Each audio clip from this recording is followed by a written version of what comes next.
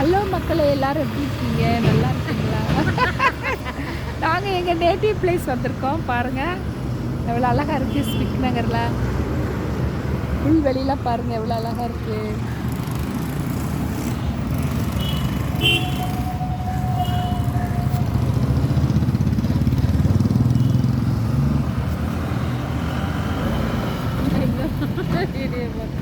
ஆமாம், சும்மா எதாவது போட்டு விட்றது.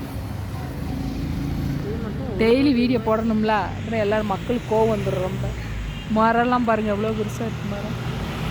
கோவம் வந்துருமா? ஆமாம்,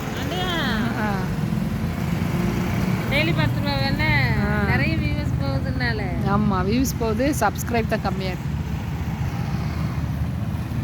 ஒரு சிலர் எடுத்து விட்றாங்க, சப்ஸ்கிரைப் பண்ணுறாங்க, எடுத்து விட்டுறாங்க.